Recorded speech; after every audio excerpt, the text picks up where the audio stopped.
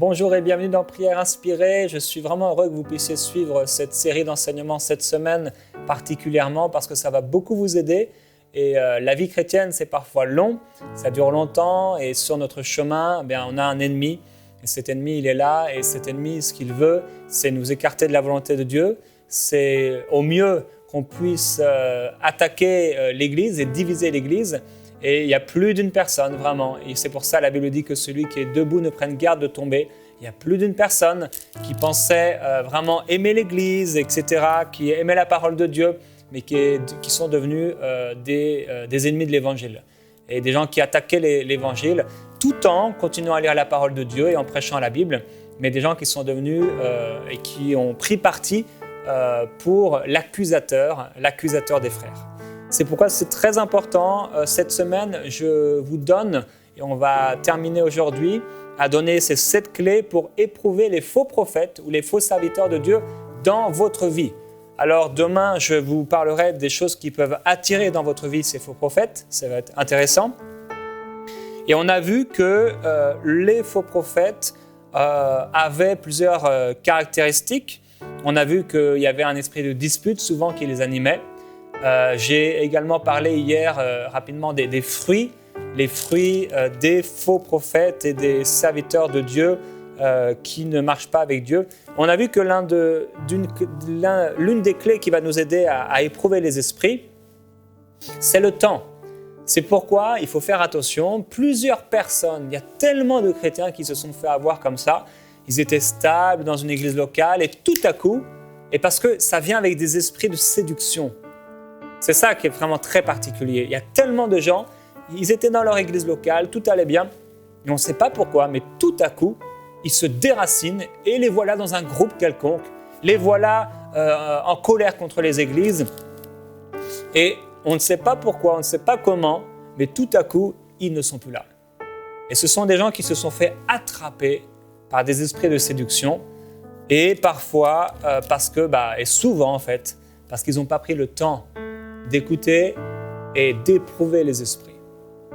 On va continuer aujourd'hui avec ces clés qui sont importantes pour nous, pour pouvoir discerner le vrai du faux, le véritable du faux. Et avant ça, partager 3 témoignages. Une personne qui écrit, elle dit voilà, je m'appelle Laurine et je viens de suivre tout juste Prière Inspirée. Et suite à un des témoignages d'une sœur, je voudrais vous faire part de mon témoignage également. Lors d'un jeûne à la maison, j'ai été moi aussi rempli du Saint-Esprit après avoir regardé Prière Inspirée. C'était merveilleux et rassurant à la fois. Mais depuis que j'ai remis ma vie à Dieu, il y a maintenant 2 mois et demi environ, on a fait part de certains problèmes à des addictions qui ne sont vraiment pas belles et demande la prière. Et elle dit « Cela se manifeste lorsque je suis frustré et triste surtout. J'en suis devenu esclave et j'aimerais bannir cela de ma vie, car je suis de plus en plus dégoûté de mon corps et de ce que je ressens. » Alors, elle parle de manifestations qui ont eu lieu quand on a prié pour elle et qu'elle cherche la délivrance. Alors, baptisée du Saint-Esprit à travers Prière Inspirée, gloire à Dieu. Et je crois, Laurine, que pendant cette semaine, le Seigneur va pouvoir vous parler, parce que nous ne parlons pas, quand nous parlons des faux prophètes, seulement des hommes, mais nous parlons aussi des esprits. Et il y a des esprits qui nous amènent à faire des choses sales, qui veulent en tout cas nous amener à faire des choses sales, qui veulent nous amener à nous souiller. Mais quand nous décelons, c'est vraiment Satan. Et ça vient avec le discernement des esprits. Et je prie que ce soit une réalité dans votre vie, que Dieu vous amène dans un discernement des esprits pour que vous puissiez discerner le vrai du faux. Une sœur, Marina, qui écrit « Jeudi, nous avons prié pour avoir le don de prophétie, donc dans Prière Inspirée.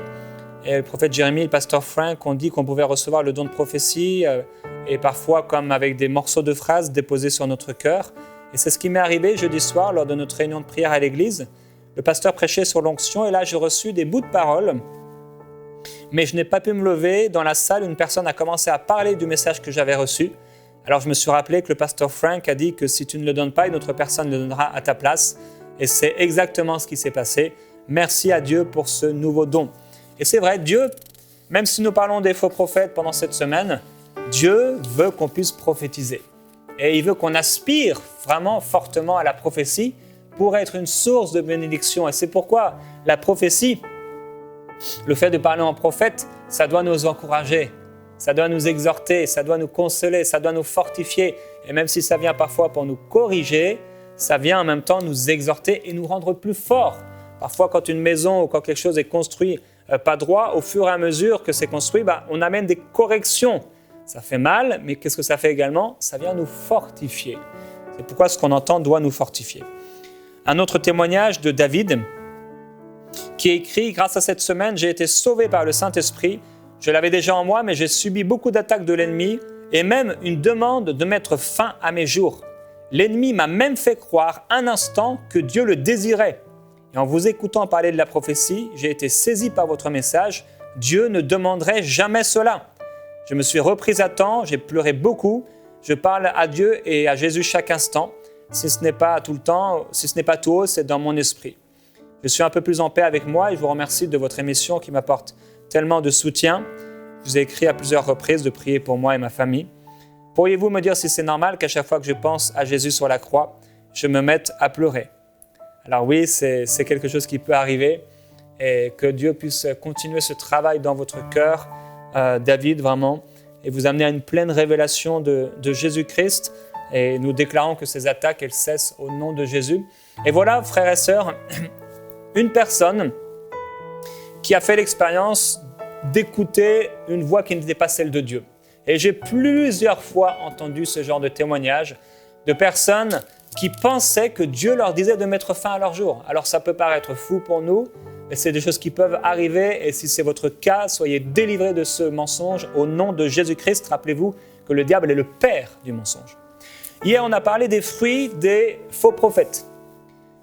Et on a vu que le temps, c'était une clé importante. Passons du temps à éprouver les esprits. Ne nous attachons pas à un homme, à une femme comme ça du jour au lendemain parce que nous avons été excités dans notre cœur, dans nos pensées, ou parce qu'on a vu un miracle, ou parce qu'on a entendu une grande prophétie, ou parce qu'un homme de Dieu a prophétisé qu'on deviendrait le prochain Billy Graham. Non, non, non. Soyons calmes, posés. C'est dans le calme et la confiance, et certainement aussi la patience, que sera ta force. Et on a parlé de la sagesse de Dieu, et également de la peur. La Bible dit qu'il n'y a pas de peur dans l'amour. Et nous avons dit que beaucoup de faux prophètes, quand vous les écoutez, vont vous amener à avoir peur. Ça vous amène dans une atmosphère où en fait, vous avez tout le temps peur. Vous avez peur de Dieu, vous avez peur de sortir, vous avez peur de manger certains aliments, vous avez peur de trop dormir, vous avez peur de prier pas comme il faut. Vous avez tout le temps peur. Et ça, c'est l'un des fruits que produit le faux prophète ou les faux enseignements, les enseignements pernicieux dans nos vies. Il y a une maturité, l'amour parfait et véritable. La Bible nous en parle. Et dans Colossiens au chapitre 2, il est parlé de ces personnes qui nous jugent à propos du manger et du boire et qui ne s'attachent pas à la tête. Et après, l'apôtre Paul va parler dans Colossiens au chapitre 2, et vous pourrez lire tout ce passage, en parlant de ces gens qui ne veulent pas s'attacher. Ils ne veulent pas s'attacher à la tête et au corps qui tout le corps bien nourri et solidement assemblé trouve sa force de celui qui est la tête. Et l'une des choses qu'on va voir aujourd'hui, on a parlé donc des fruits du faux prophète, on a parlé aussi du message que donnait le faux prophète, on a parlé de l'esprit de dispute du faux prophète. Aujourd'hui, je veux parler de l'isolement du faux prophète. L'isolement, c'est une des caractéristiques des faux serviteurs de Dieu. Et dans cet isolement, ils vont s'isoler de l'Église. Ça veut dire qu'ils vont aller à l'extérieur de l'Église. Ils ne sont pas unis avec les frères et les sœurs. Ils ne sont pas unis avec les serviteurs de Dieu dans la maison. Mais ils s'isolent. Rappelez-vous que celui qui déteste son frère n'a pas connu Dieu. Et l'apôtre Paul nous appelle à être ses imitateurs, mais aujourd'hui, l'apôtre Paul n'est plus là aujourd'hui pour qu'on puisse l'imiter. Par contre, l'apôtre Paul nous a donné des éléments, et on peut le voir ensemble dans 1 Timothée au chapitre 3, des éléments qui vont nous aider à reconnaître un véritable serviteur de Dieu en nous rappelant que ce n'est pas parce que quelqu'un a des problèmes de caractère qu'il est un faux serviteur de Dieu, Et ce sont des fruits qu'on devrait trouver chez les dirigeants dans l'Église. Dans 1 Timothée au chapitre 3, verset 1, il est écrit « Celui qui aspire à être un dirigeant dans l'Église désire une belle tâche. » Cette parole est certaine. Il faut toutefois que le dirigeant soit un homme irréprochable, mais mari fidèle à sa femme, maître de lui-même. Réfléchi, vivant de façon convenable, posez-vous la question, la personne que vous écoutez est-elle maître d'elle-même? Un peu plus loin, il ne faut pas qu'il soit ni buveur, bon, personne ne va boire devant les gens, ni querelleur. C'est cet esprit de dispute. Mais au contraire, aimable et pacifique. Cette personne que vous écoutez, est-elle aimable? Est-ce qu'elle cherche la paix? Il ne faut pas qu'il soit un converti de fraîche date. Ne suivez pas quelqu'un qui vient de se convertir et qui veut vous détourner de votre assemblée, là où vous êtes nourri. Enfin, il doit jouir d'une bonne réputation parmi ceux qui font partie de la famille de Dieu. Et ils doivent inspirer le respect.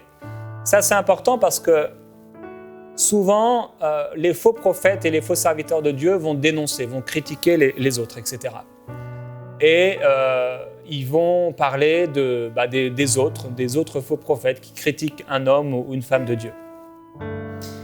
Ici, il est parlé de la bonne réputation parmi ceux qui ne sont pas de la famille de Dieu. Et pour ça, il faut connaître la personne. Et ici, dans le choix d'un serviteur de Dieu, il fallait connaître ce serviteur de Dieu. Aujourd'hui, je vais vous parler de la 7e clé pour reconnaître et pour éprouver un esprit. La 7e clé, c'est la mise à l'épreuve du prédicateur. La mise à l'épreuve. Ça va aussi avec les autres clés. Il y a plusieurs pasteurs qui m'ont raconté avoir invité des prédicateurs de passage qui ont fait des dégâts, qui ont parfois provoqué des divisions. Et en tant que pasteur, on a une responsabilité vis-à-vis des brebis. On ne donne pas le micro à n'importe qui sous prétexte qu'il prêche bien ou qu'il soit apparemment connu. Et puisque plusieurs pasteurs font très attention à qui ils invitent, parce qu'effectivement, on doit faire attention, le faux prophète, ce n'est pas seulement celui qu'on entendra dans notre église locale, mais ailleurs. C'est souvent une personne qui va graviter autour de l'église. Parce que si notre pasteur fait attention, il devrait faire attention. Ce faux prophète ne va pas forcément venir de l'intérieur de l'église, mais très souvent, ces gens vont graviter autour de l'église dans des salles qu'ils ont louées, dans des maisons ou alors sur les médias. Je rappelle que ce n'est pas parce que quelqu'un dit Jésus qu'il s'agit d'un vrai serviteur de Dieu. Les démons ne cessaient de dire à Jésus, tu es le Fils de Dieu. La 7e clé, c'est l'épreuve du prédicateur. Ici, dans 1 Timothée au chapitre 3, verset 1, il a dit, Paul dit, celui qui aspire à être un dirigeant dans l'Église, il désire une belle activité. Mais au verset 2, il dit, il faut toutefois que. Il faut toutefois que. Ça veut dire qu'il y a des éléments qui nous font reconnaître un serviteur de Dieu. On ne devient pas serviteur de Dieu comme ça parce qu'on le veut. Non, il faut toutefois que. Et il le dit un peu plus loin, verset 10, il faut qu'eux aussi soient d'abord mis à l'épreuve. Ensuite, si on n'a rien à leur reprocher, ils accompliront leur service. Le prédicateur que vous écoutez, il doit avoir été mis à l'épreuve au sein d'une église locale. Oui, je dis église locale. N'écoutez pas un prédicateur qui n'a pas été mis à l'épreuve au sein d'une église locale. N'écoutez pas un homme ou une femme qui n'est pas né dans l'église locale, qui n'a pas été formé dans l'église locale, qui ne s'est pas soumis à une église locale. Dans Actes, au chapitre 13, on pourrait aller ensemble, la Bible dit qu'il y avait dans l'église d'Antioche des prophètes et des docteurs, Barnabas, Siméon, etc. Et la Bible dit au verset 2, « Pendant qu'ils servaient le Seigneur, le culte du Seigneur et qu'ils jeûnaient, le Saint-Esprit dit, mettez-moi à part Paul et Barnabas, Barnabas et Saul, oui, pour l'œuvre à laquelle je les ai appelés.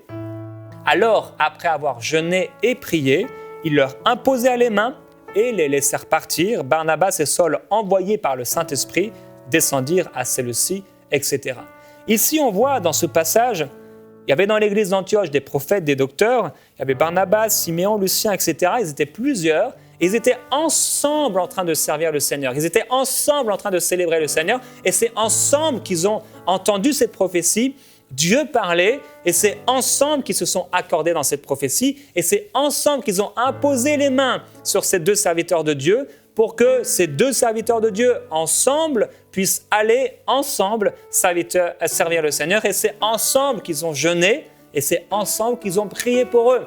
Ça se faisait ensemble, ça se faisait dans l'église locale. Dans l'église locale. Alors, comment quelqu'un qui n'est pas dans une église peut être mis à l'épreuve? La personne que vous écoutez a-t-elle été mise à l'épreuve? Ou alors est-ce qu'elle vous enseigne à fuir l'église, à fuir les pasteurs, à n'être sous l'autorité de personne? Ce sont des gens qui disent oui, le Saint-Esprit vous enseignera toutes choses. Oui, mais le Saint-Esprit, il a écrit la parole. Qu'est-ce que dit la parole? Attention, ce n'est pas n'importe qui est serviteur de Dieu. Ce n'est pas parce que non plus quelqu'un tombe ou qu'il a des problèmes de caractère que c'est un faux prophète, comme nous l'avons dit. Paul et les autres servaient le Seigneur ensemble. Mais le faux prophète, le faux enseignant, vous fera croire que personne n'est bon, à part lui, et à part ses 2-3 amis. Il est sectaire. L'isolement, il fera naître la peur et vous n'aurez plus confiance en personne. Dans Éphésiens chapitre 4, au verset 11, il est écrit, c'est lui qui a donné les uns comme apôtres, les autres comme prophètes, les autres comme évangélistes, les autres comme pasteurs et comme docteurs. Il l'a fait pourquoi? Pour former les saints, c'est-à-dire vous et moi, aux tâches du service, en vue de l'édification du corps, le corps, l'Église, afin que nous arrivions à l'unité de la foi, pour qu'on ne soit pas des enfants ballottés, emportés par tout vent de doctrine, par la ruse des hommes et leur habileté dans leurs manœuvres d'égarement. Et il continue, mais en disant la vérité dans l'amour, on va grandir à tout point de vue vers celui qui est la tête. C'est de lui que le corps tout entier, bien coordonné, etc., solidement uni par les articulations, comment il s'édifie lui-même dans l'amour. Le point final de tout ce passage, c'est quoi? C'est que le corps s'édifie lui-même dans l'amour. Quand Dieu envoie des ministères, Dieu a une vision du corps. Or, les faux prophètes, ils s'isolent. La Bible dit dans Proverbes au chapitre 18 au verset 1, « Celui qui se tient à l'écart recherche ce qui lui plaît. Il conteste contre toute sagesse. » Ou encore dans d'autres traductions, « Il se mêle de savoir comment tout doit aller. » Ou encore, « Il s'irrite. » Voilà une des caractéristiques du faux prophète. Le faux prophète, il va s'irriter contre tout. On a vu, il est animé d'un esprit de dispute. Ils font tout, ils sont là derrière leurs écrans, etc.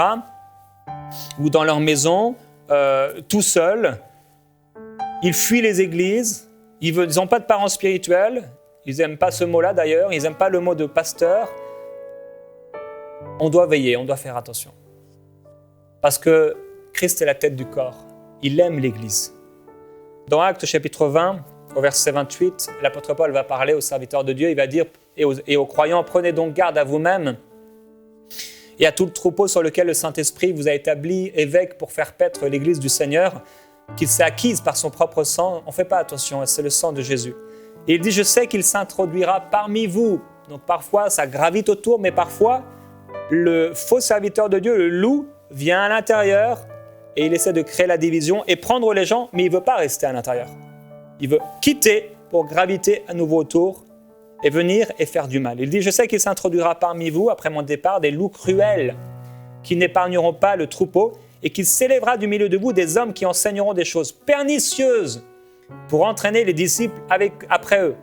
Veillez donc, vous souvenant que pendant 3 ans, nuit et jour, je n'ai cessé d'exhorter chacun de vous en pleurant. Voilà une caractéristique du cœur de Dieu, une personne qui pleure, tellement plein de miséricorde. Donc, le but du faux serviteur de Dieu est clair. Il veut faire grossir son groupe. Il veut vous écarter de votre église locale. C'est pourquoi il attaque toute sagesse. Il attaque l'église. Il attaque les pasteurs. Le faux prophète refuse la formation d'un homme. Il dit, moi, c'est Dieu qui m'a formé. Je me suis formé avec la Bible. Il refuse de se soumettre à une autorité pastorale. Il n'aime pas ce mot, autorité pastorale. Ce sont souvent des gens qui ont quitté l'église locale de façon étrange. Ils ne sont pas partis en paix. Et parfois, ils paraissent avoir raison, mais leur cœur soupire après l'élévation humaine. L'apôtre Paul, quand il va laisser Tite, et on va prier maintenant, mais Il dit, je t'ai laissé en Crète pour que tu achèves de mettre en ordre ce qui est resté en suspens et que tu établisses dans chaque ville des responsables de l'Église en suivant les directions que je t'ai données. Moi, l'apôtre Paul, je t'ai donné des directions pour ça. Il dira, il y a en effet beaucoup d'hommes insoumis, des discoureurs creux et trompeurs, surtout parmi les circoncis. Ça veut dire ceux qui sont passés pour des frères. Il faut leur fermer la bouche parce qu'ils bouleversent des familles entières en enseignant ce qu'il ne faut pas pour un gain honteux. Une des particularités des faux prophètes, pas tous, mais certains, ils vont prêcher contre les pasteurs en disant que les pasteurs sont intéressés par l'argent, etc. Donc on peut se dire, ah ouais, eux, ils ne sont pas attirés par un gain honteux, ils ne sont pas attirés par l'argent, c'est bien, ils vivent modestement, etc. Mais le gain honteux, ce n'est pas que de l'argent. Ils veulent de la gloire. Ils veulent que vous quittiez vos églises pour les rejoindre eux. Ils veulent vous déraciner pour que vous soyez affaiblis, pour pouvoir vous attaquer. Quand une dent commence à se déraciner et commence à s'affaiblir, elle devient une proie pour des infections, pour des maladies. Quand le diable, à travers un faux prophète ou un mauvais esprit, essaie de vous déraciner de votre église locale, là où Dieu vous veut, je parle de là où Dieu vous a planté, il va vous affaiblir. Quand vous commencez à écouter ces messages, ces prédications, le joug vient sur vous. De plus en plus, vous êtes en train de vous fier à cet esprit-là. Et de plus en plus, vous vous écartez. Il dit, tout est pur pour ceux qui sont purs, mais rien n'est pur pour ceux qui sont souillés et incrédules. Et c'est vrai. Certaines personnes sont tellement à l'intérieur d'eux souillés, incrédules, qu'ils ont l'impression que rien n'est pur. Et c'est pourquoi ils attaquent tout le monde. Rien n'est pur pour ceux qui sont souillés et incrédules. Bien plus, leur intelligence, donc leur raisonnement et leur conscience sont souillés. Ils prétendent connaître Dieu, mais ils le renient par leur manière d'agir, c'est-à-dire leurs fruits.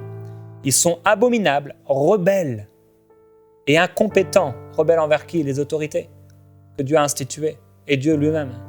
Et incompétents pour la moindre œuvre bonne. Voilà, aujourd'hui, l'isolement de ces faux serviteurs de Dieu. Maintenant, une question, frères et sœurs. Est-ce que vous êtes vous-même en train de vous isoler? Je voudrais qu'on puisse prier ensemble aujourd'hui. Il y a des faux prophètes, il y a des faux serviteurs de Dieu. Il y a aussi des faux esprits, c'est-à-dire des mauvais esprits. Il y a l'esprit de l'erreur. Mais parfois, c'est nous-mêmes. On est animé par des choses à l'intérieur de nous et on a cet esprit de division. On se tient tout le temps à l'écart. On cherche que notre intérêt, on s'irrite contre tous les autres. Fermons nos yeux maintenant et demandons au Père. Père, est-ce que dans ma vie, je cherche mon intérêt? Est-ce que j'ai cet état d'esprit d'isolement? Ou au contraire, est-ce que vraiment dans mon cœur,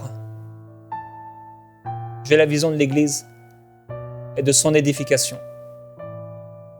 Est-ce que je cherche réellement, Père, à ce que l'Église avance? Je veux prier, Père, aujourd'hui pour ceux qui écoutent, mes frères, mes sœurs dans le monde entier. Ils sont tous dans des régions, dans des pays différents, dans des cultures, des contextes différents. Je prie qu'aucun d'eux ne se perde. Et plusieurs qui écoutent aujourd'hui, je veux particulièrement prier pour eux, Père, pour ceux qui ont quitté les églises locales, ceux qui sont juste à la maison et qui écoutent des messages sur Internet seulement, comme cette émission. Vraiment, Père, tu as voulu l'Église. On a vu avec l'apôtre Paul, il disait à Tite ou à Timothée de mettre les choses en place dans les églises locales, les églises qui se trouvaient dans les maisons, parfois. Et l'église locale, c'est ton idée, c'est ta pensée. C'est ta création. Les familles spirituelles dans des lieux particuliers. Je prie, Père, pour ceux qui n'ont plus de maison spirituelle. Je prie pour ceux qui se sont isolés et qui écoutent maintenant. Tu les aimes autant que ceux qui sont dans des églises. Et plusieurs d'entre eux, ils ont de l'amertume. Plusieurs d'entre eux, ils ont été blessés. C'est pourquoi ils se sont écartés. Je veux prier pour ces gens. Je veux prier, Père, pour ces frères et pour ces sœurs qui se sont écartés,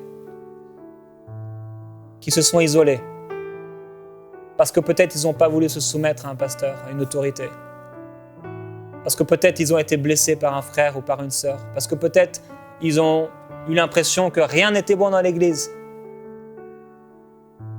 Alors ils ont voulu vivre seuls. Père, je prie que ton amour maintenant les couvre et que ta paix les remplisse.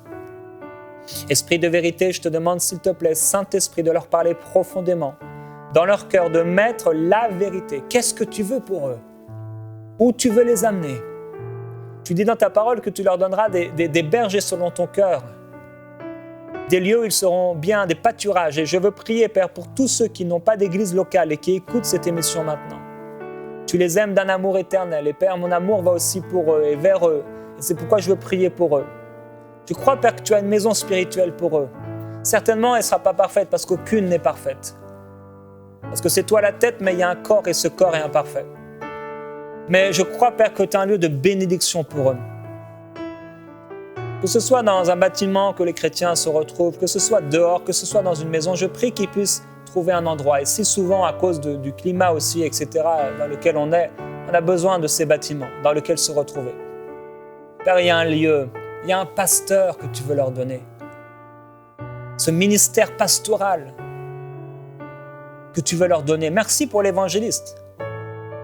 Merci, Père, pour le prophète qui est souvent itinérant. Merci pour l'enseignant.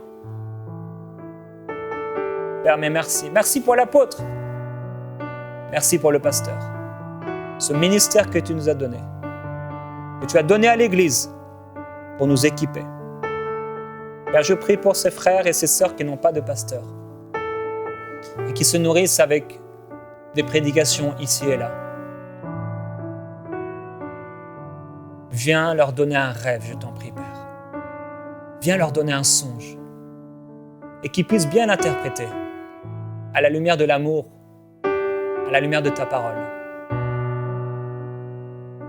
Viens leur parler, leur donner une parole. Si ce n'est pas un songe, une parole dans leur cœur, un témoin intérieur, là où ils se sont trompés, qu'est-ce qu'ils doivent faire? Je prie cela pour vous au nom de Jésus-Christ. Que le Père vous inspire, que Dieu vous inspire. Et demain, frères et sœurs, je vous encourage à écouter cette émission, demain, cette vidéo, où je vais parler des choses qui sont en nous et qui attirent des faux prophètes dans notre vie. Je vous dis donc à demain, frères et sœurs, dans prière inspirée. Que la gloire de Dieu vous remplisse, que la présence de Dieu vous remplisse.